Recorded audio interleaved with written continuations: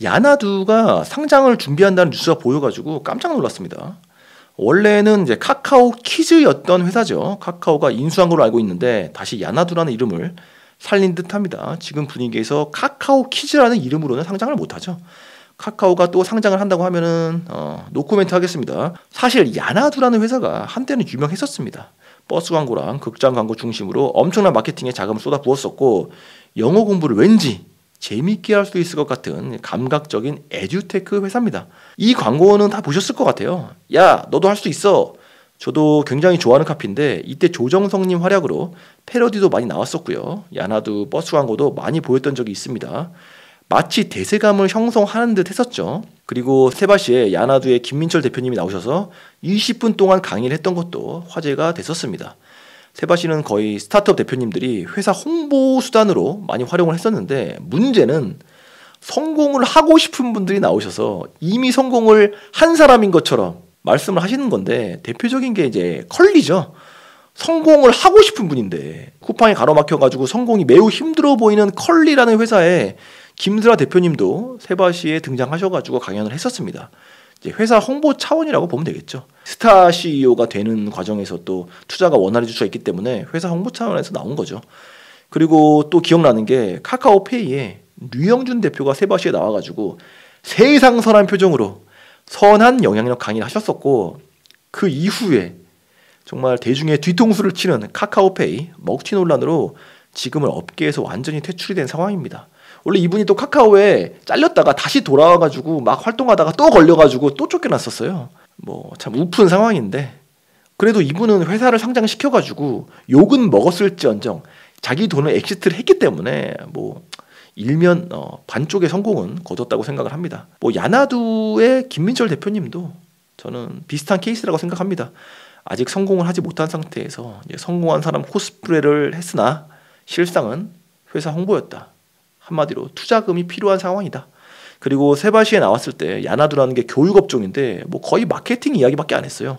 어떻게 광고를 해야 되고 사람들에게 물건을 팔려면 어떤 기법을 써야 되는지. 그러니까 영어나 교육의 철학이 있어가지고 교육 사업을 한 게 아니라 사업 자체를 마케팅적으로 접근하신 뭐 그런 스타일인 거죠. 근데 스타트업에 이렇게 접근한 사람들이 되게 많습니다. 이런 업계에 대해서 잘 모르는데 비상한 머리로 빨리 공부를 해가지고 이제 마케팅 능력만 갖고서 스타트업을 시작을 한 사람들이 많다라는 거죠. 제가 야나두의 김민철 대표님을 이제 사석에서 몇 번 뵌 적이 있는데 실제로 본인은 영어를 거의 못한다라는 거를 자랑처럼 이야기하세요. 그러니까 그만큼 자기의 마케팅 능력이 뛰어나다라는 거죠. 영어 교육 외에도 이제 여러 가지 사업을 도전하셨었고 한마디로 정의하면은 타고난 마케터이고 비상한 머리와 아이디어로 사람들의 주목을 끄는 데 재능이 있는 분이라는 게 저의 김민철 대표님에 대한 한 줄 평입니다. 근데 마케팅 중심적인 사고를 하는 분들이 사업을 하기에는 지금이 좋은 시기는 아니죠. 엄밀히 말하면 마케터들이 창업하기 좋은 시기는 지나갔습니다. 마케팅 능력으로 투자를 크게 받아서 인지도를 높인 후에 그 다음에 사업을 성공시키겠다라는 비전은 유행이 지나갔다라는 겁니다. 이런 분들이 투자금을 받으면은 이제 매출 신장은 잘하는 데 비해서 영업이익 흑자를 내는 능력이 부재하다라는 게 이제 세월이 지나면서 증명이 됐다라는 거죠. 그래서 모든 스타트업의 목표는 지금 상장이 돼버리는 게 현실입니다. 근데 이렇게 수많은 스타트업이 상장을 하려고 달려들면 들수록 더 상장으로 가는 길은 막히게 됩니다. 그냥 먼저 돈을 땡겨오고 싶은 거예요. 근데 그 전에 영업이익을 좀 단단하게 만들어 놓으면은 상장이 너무나도 쉬워지는데 그걸 해내는 기업은 별로 없습니다. 뭐 그거를 스타트업이 해낸다면은 상장에 대해서 그렇게 마음이 급해지지도 않겠죠. 이분들이 상장하기도 전에 벤처 캐피탈이나 뭐 인베스트먼트 같은 데서 시리즈로 투자를 받잖아요. 그때 받은 돈으로 이제 흑자를 만들었으면 됐을 텐데 뭐 컬리 역시도 이제 흑자는 죽어도 못 냅니다. 마케팅 하나만 있는 회사는 답이 없다. 그러다 보니까 야나두 역시 마케팅을 대단히 잘하는 회사이긴 한데 마케팅도 잘하는 건지 마케팅만 잘하는 건지 어느 방향인지를 한번 살펴보겠습니다. 참고로 상장 추진 시기는 내년 말이라고 합니다. 상장이 가능할지 여러분들도 같이 생각해 보시길 바라겠습니다.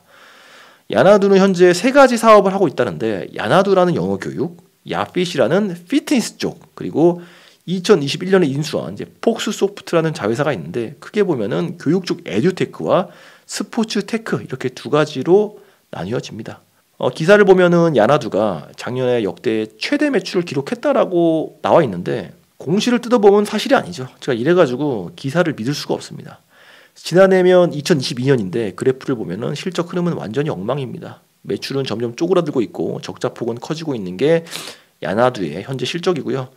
역사가 긴 회사는 아니지만 역성장하는 모습입니다. 마케팅적으로 대중들에게 잘 알려져 있는 반면에 실적을 보면 단 한 번도 빛나는 시기가 없었다.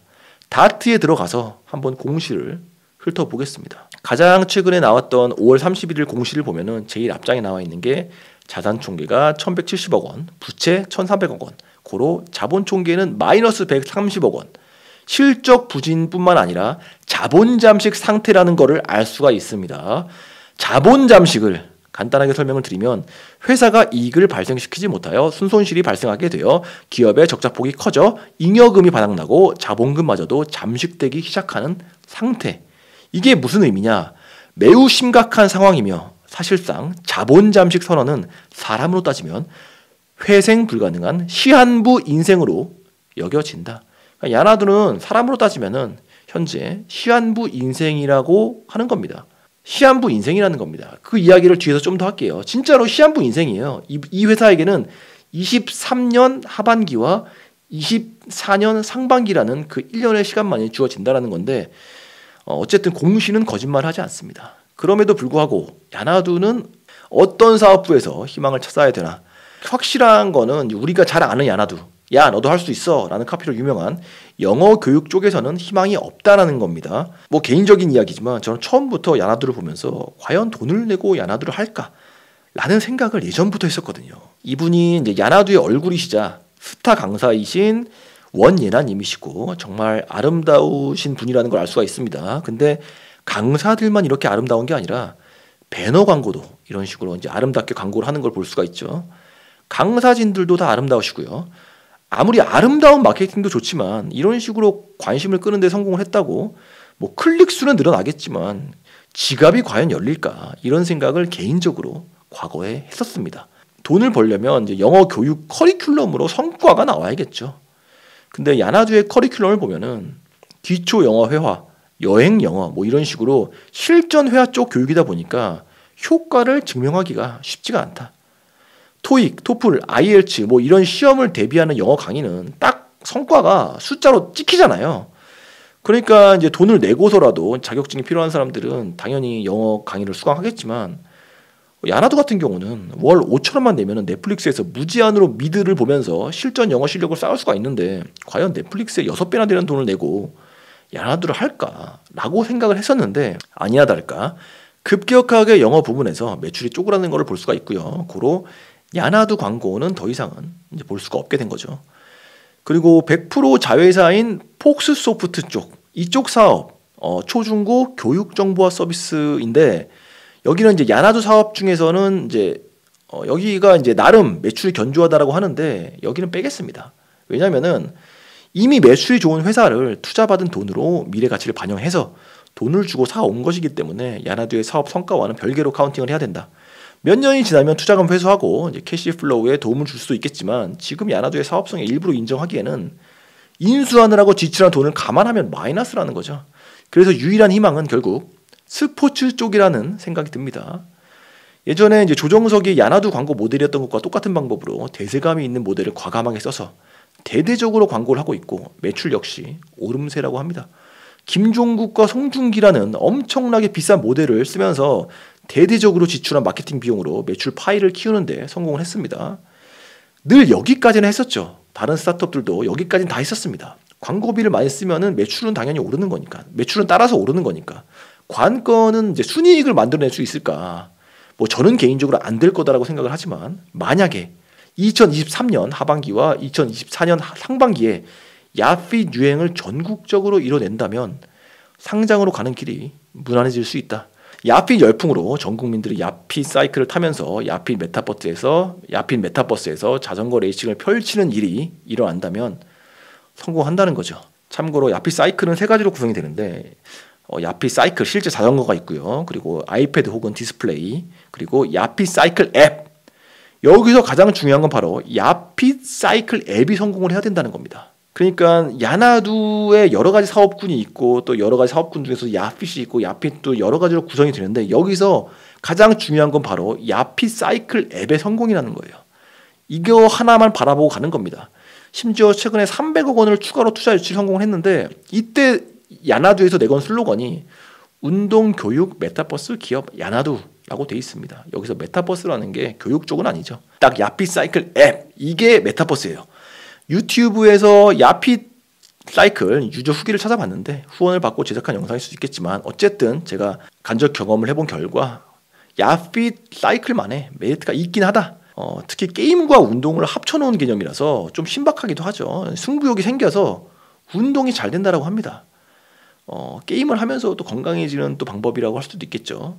또 세계 유명 도시를 배경으로 자전거를 타는 그런 기능도 있는데 참 아이디어가 좋다. 그러나 그래픽 퀄리티가 개선의 여지가 너무 많이 보인다. 차라리 구글 맵 거리 뷰의 사진을 이용하는 게 어떨까라는 생각이 들고요. 마지막으로 야나두의 특이점은 원래 이 회사는 카카오에서 인수를 했었습니다. 제가 알기로는 진짜 야나두가 거의 무너지기 직전에 카카오에서 호흡기를 달아준 걸로 기억을 하고 있어요.